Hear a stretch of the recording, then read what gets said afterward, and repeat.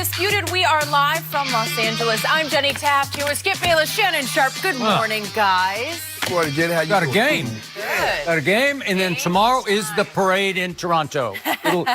Toronto will win so convincingly tonight, it'll just be a Golden State will say no mas. Someone asked, told me to ask you, how did Vanderbilt do in the NCAA golf tournament? I don't know. You do know. I know. We're the second seed in the whole nation. I'm talking about golf. Yeah. Y'all gag me. You know. I'm from Oklahoma. No, you're not. It's Oklahoma State is the team in golf. They got beat too. Well, they're the dominant team. Texas beat them. Stanford took y'all out. All right. Stanford. We got a lot to Real get to smart on guys. today's show. Could the Rockets actually trade James Harden? Is that a possibility? And will Anthony Davis finally join LeBron in L.A.?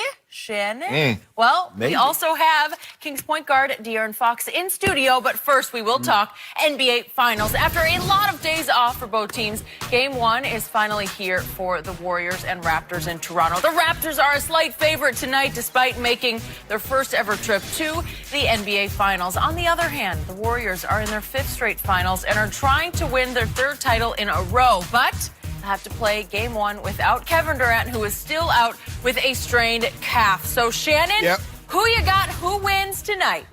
Might surprise some people, Skip. I'm going to take the Raptors. Why would that surprise you? I'm taking them big. Yeah? Yeah, double digits. Double digits? 10. Okay. Well, you're barely in double digits, so you're not even, like, convincingly in double digits. The line, hold on, they're only favorite. That's you do you understand. Have to speak with the courage of your convictions. First of all, go 15. No, I love how you try to do this. Yeah. You do realize this is the 2-time defending. Double digits by 10. 10. Okay. That's double. Is that double digits? Barely qualified. Yeah. Okay. Okay. I think they win. I just like what I'm seeing from the Raptors. What I've seen over the last 3 games, Van Fleet, Norman Powell, Serge Ibaka. This is the kind of production that they got in the last 3 games that they had gotten all year. This would explain why when Kawhi Leonard sat down 22 games, they were still able to go 17-5. So that lets you know that this is a very good bench team. So maybe he's being a little overrated? Is that possible? No. Well, you just threw the stat out there. 17-5 is pretty great, right? But he's been unbelievable. He's been everything it's advertised. He's been better than advertised. Until the 4th quarter. Go ahead. But the only really concern that I have is that how much can they play Marc Gasol, because the matchup with him, when they go to their small lineup, is he going to be able to guard Draymond? So Serge Ibaka might have to play more minutes because he's a better matchup for Draymond than, say, Marc Gasol. But I just believe the 9 days that the Warriors have had off, Skip, that's a long, long time. I don't know if we've seen a team have this kind of rest. So I believe they'll be a little rusty. Now, they were in a great rhythm. They played Sunday. Yeah, it had been over for the Raptors. But the long layoff and the length of the Raptors, I think that's going to be a problem. It's going to be very interesting to see how these matchups. Now, I haven't heard a whole lot about Iggy. They have declared Durant out. Boogie Cousins is questionable. They hadn't really said a whole lot about Iggy, so we don't know how that calf is. But if he plays, I'm assuming it's his Achilles. You're right. You're right. That's what it is. I mean, that's even worse than a calf to me. Very much so. I believe if he's able to go, Iggy will start the game on Kawhi, and probably Clay will start on Siakam. Maybe. And then they'll go, go for mix and match. Right, mix and match. And vice versa, I think that's the same. I think Kyle Lowry starts. But with that being said, I'm going to take the Raptors by 10 tonight and get this party started. Get this party started. Yep. Even though I think you picked Golden State in 6. I did. Is it the Golden State party that's going to get started? And I believe on yesterday's show, you told me that Golden State was going to win Game 1, but I can't keep up because you flip and you flop. I flipped, but I saw Kevin Durant. And then I saw the Raptors. They're going to be going crazy. That home crowd. Drake going to be acting a fool, who we're going to talk about a little later. He's going to be acting a fool. It's going to be over. Yeah. You should be on HGTV because it's flip or flop on houses. So you're flip or flop. You could have your own show. Am I going to flip or flop today? You never know. Daily. I'm flipping. Yeah. Are you? Yeah, You're flipping. Okay. What do you got, Skip? So this will surprise some people, or maybe not, because I said this on Monday. I'm going to go with the favorite in this game because the favorite is suddenly the home team. You're right. And the home team opened as a 1.5-point underdog, and the betting public leaped, Shannon Sharp-esque, leaped aboard the bandwagon and turned it completely around the other way. And now Toronto at home is a 1.5 favorite. That's a big betting swing. That's a big that swing. 3-point swing. Somebody laid 6 figures down on the Raptors. And maybe there were a lot of somebodies who laid medium money on it because the bandwagon is rolling toward the home team. Right. And I do like your one point that you made, I'm with. Golden State has had 9 days off. It's too many days off. So I believe Golden State will lose this game more than Toronto will win this game. Toronto has had 4 days off, which I believe you would qualify as the perfect amount of time to stay hot but get a little bit of rest. Yes. Off 2 grueling battles with, obviously, Philly and Milwaukee. So you get to stay hot, you get to stay home, and you get to stay in more rhythm than Golden State does because they're still teetering, reeling with. Is it KD or not? He's on the trip. Does that mean, what does that mean? And by the way, I'm going to throw this subplot out there because the plot is going to thicken tonight if the Raptors do take care of business at home, because all of a sudden I think KD is going to come into some play for game 2. He's there. I have no idea how hurt he is because I don't think anybody has any idea.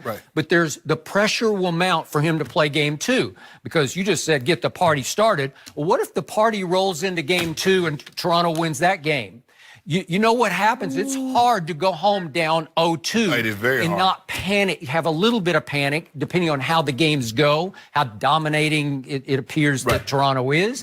Well, I think Kevin Durant is going to come back into play hugely, even starting in game 2. You might be right, Skip, because we haven't seen this team be down 0-2. This is only the second time in this playoff run of theirs, the 5 straight championships, that they've not had home court. This series and Houston last year. Only twice. Let that sink in for a second. So they're in uncharted territories, especially in the finals. So we don't know, because normally they get it home, Oracle gets the rolling, and they normally blow people out, with the exception of that first game where they had to go to overtime. Steve Kerr first year there with the Cavaliers. All the other game 1s have been wipeouts. I got it. So, big picture, I'm going to stick with, again, my pick was I got Golden State in 7 in the big picture. You got Golden State in 6. Okay, I'm going in 7. I think it's going to be a roller coaster, all-time classic of a series. Up and down, back and forth, and I'll go right on record. I believe Golden State will win game 2. But game 1, here's why they're going to win it. And it's not going to be all because of number 2. I'm sure he will play pretty well. I'm going to give you pretty well. I also think he's been overrated, shaky in a bunch of fourth quarters. So I don't trust him in the fourth quarter tonight. And the new closer for this team has come back to life, and that is Fred VanVleet. He closed for them all year. Trust me on that. I watched him a lot. And once they got their child delivered and he got the heat off him, the pressure off him, and he refocused on basketball, he was their closer. He was their closer in game 6 the other night. Man, he had some big shots, but you know who had the ball. Claw had it. Claw scored 2 baskets, one fast break dunk that was just unstoppable, and a lucky 3. That's what he did in the fourth quarter. Period. End of Toronto erupted. Okay, so this is my point about Toronto that people are completely missing. The best defensive team in the playoffs these eyes have seen is Toronto. The best defensive team. They're way better on defense than the Warriors are on defense. Obviously, the Warriors are better on offense. But they have the antidote to the Warriors' offense because this team, again, I'm going to say it one more time. You have 2 former defensive players of the year in number 2 in Gasol. And number 2 won it twice. So you have 3 trophies on your side, right? You have a Danny Green who has made all defense. He was second team, but he made all defense. Prediction for tonight. Danny Green has been he just roller coasters in his career. I know his game. He's been in a slump. I say he fires his way out of the slump tonight. He'll make 4 threes tonight, and it will allow them to keep him on the floor to play defense, because what happened against Milwaukee, he went so cold, you had to say, we can't play him. You just got to yank him fast. What did he play in game 6? It seemed like he played 14 minutes, okay? And then Siakam. Trust me, he should have made all defense this year. That's how dominating of a defender he is. Well, look, and then we throw Ibaka on top of that. he once led the league in block shots, and he's an all-defensive kind of player, Yes. okay? Yes. Well, the back line of that is so strong with those 3 guys, and then you got number 2 out on the perimeter. You got lockdown going on here. Yeah, they're long. This They're is long. tough. And Anunoby, we haven't even mentioned his name, but last year he was one of their best defenders. Who took LeBron the whole series? I know LeBron did some good things. I got it. Some good. I know I got it. But he was a rookie. He was a rookie out of Indiana. Well, I think he's going to play.